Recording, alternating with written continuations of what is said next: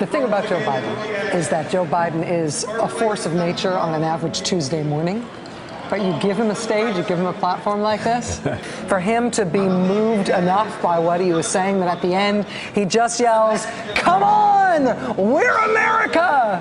And there's just nobody else in politics in my lifetime who pulls off that kind of emotion and enthusiasm and authenticity the way that Joe Biden does. And that I sought this office to restore the soul of America, to rebuild the backbone of this nation, the middle class, and to make America respected around the world again, and to unite us here at home. It's the honor of my lifetime that so many millions of Americans have voted for that vision. And now, the work of making that vision is real. It's a task, the task of our time. Folks, I'm a proud Democrat, but I will govern as an American president. I'll work as hard for those who didn't vote for me as those who did.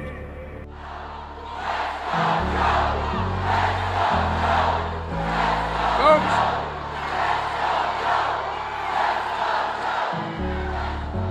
today I want to speak about the second of these three, and that's rebuilding the backbone of America.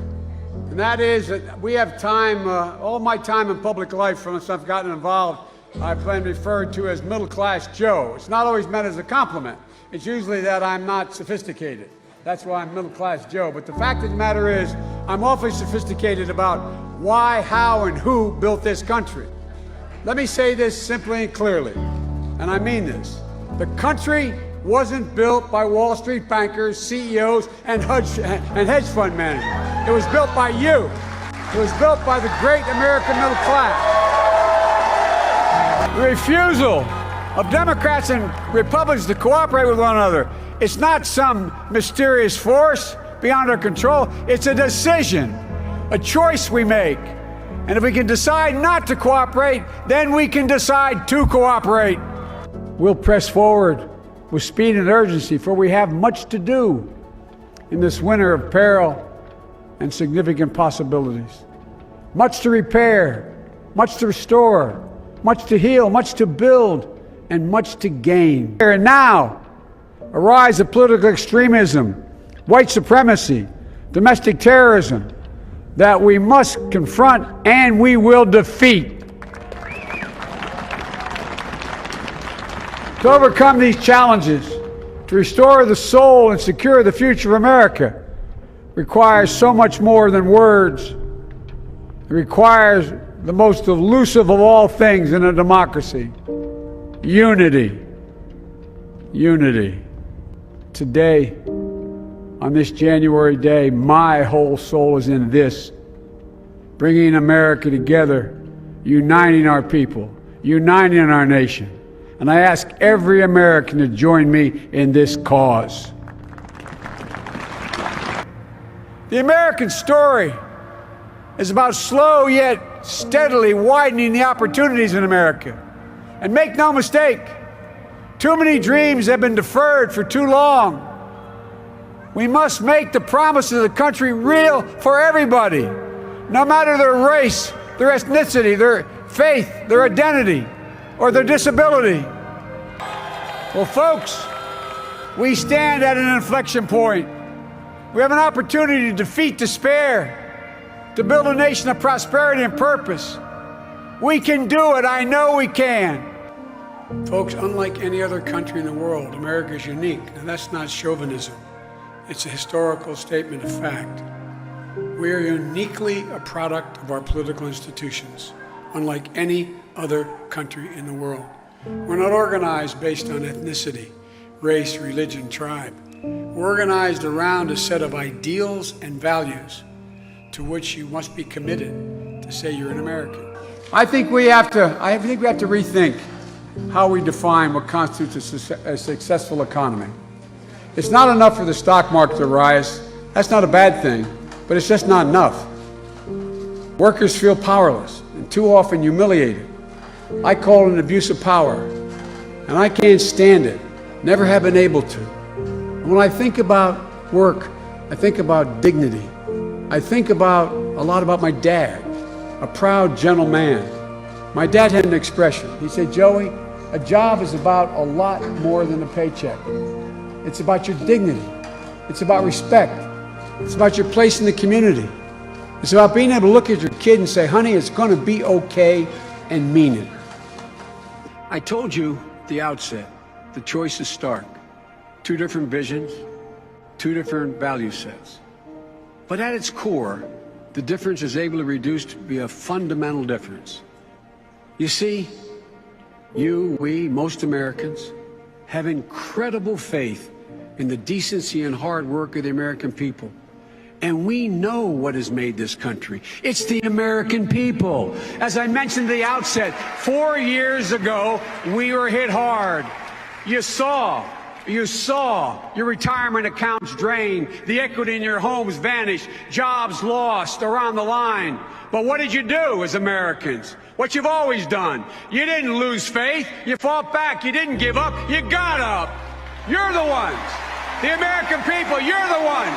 You're the reason why we are still better positioned than any country in the world to lead the 21st century. You never quit on America, and you deserve a president who will never quit on you.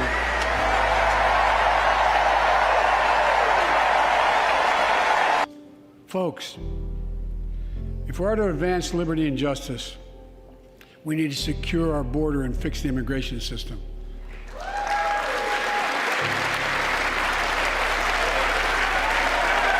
I've long talked about the battle for the soul of America. We must restore the soul of America. Our nation is shaped by the constant battle between our better angels and our darkest impulses. And what presidents say in this battle matters. It's time for our better angels to prevail. Tonight, the whole world is watching America. And I believe at our best, America is a beacon for the globe. We will lead not only by the example of our power, but by the power of our example. I've always believed, and many of you heard me say it, I've always believed we can define America in one word: possibilities. That in America, everyone should be given an opportunity to go as far as their dreams and God-given ability will take them. Nothing's beyond our capacity. The only thing that can tear America apart is America itself. But folks, everybody knows who Donald Trump is. And I believe and hope they know who we are. We have to let them know who we are.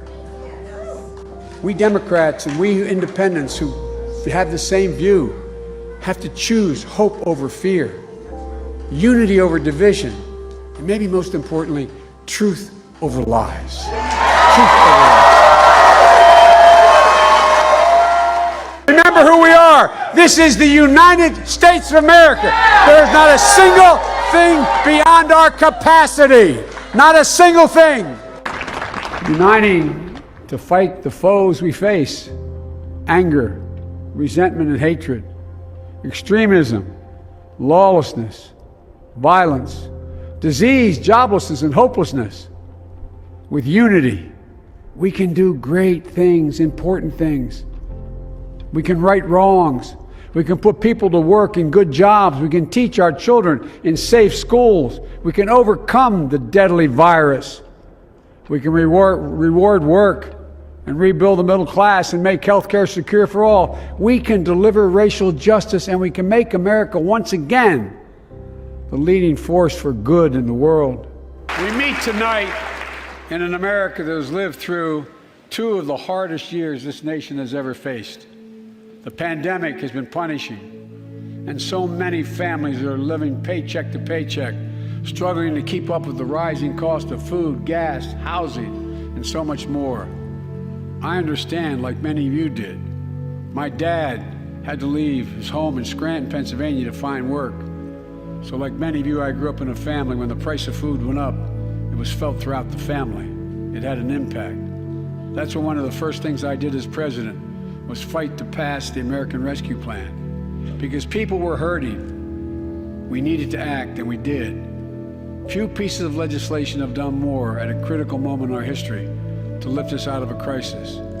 It fueled our efforts to vaccinate the nation and combat COVID-19, delivered immediate economic relief to tens of millions of Americans. It helped put food on the table. Remember those long lines of cars waiting for hours just to get a box of food put in their trunk. It cut the cost of health care insurance. And as my dad used to say, it gave the people just a little bit of breathing room. Now is the hour, our moment of responsibility, our test of resolve and conscience, of history itself. It is in this moment that our character of this generation is formed. Our purpose is found. Our future is forged. Well, I know this nation. We'll meet the test, protect freedom and liberty, expand fairness and opportunity, and we will save democracy. As hard as those times have been, I'm more optimistic about America today than I've been my whole life, because I see the future that's within our grasp, because I know there's simply nothing beyond our capacity. We're the only nation on earth that has always turned every crisis we faced into an opportunity. The only nation that can be defined by a single word, possibilities. So on this night, on our 245th year as a nation, I've come to report on the state of the nation, the state of the union. And my report is this: the state of the union is strong because you, the American people, are strong.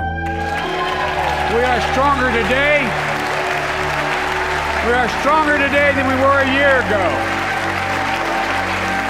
And we'll be stronger a year from now than we are today. This is our moment to meet and overcome the challenges of our time. And we will, as one people, one America, the United States of America.